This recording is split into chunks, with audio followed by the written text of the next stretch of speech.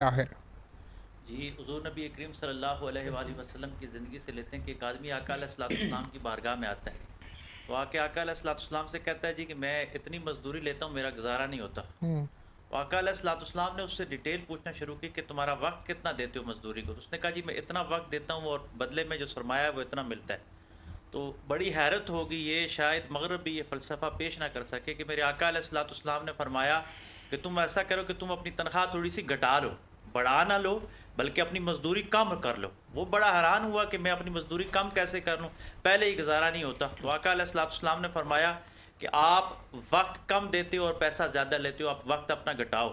اس بندے نے جا کے اپنے مالک سے کہا کہ میری مزدوری کم کر لیں جی، میں کام کم کرتا ہوں اور میری تنخواہ آپ کم کر دیں۔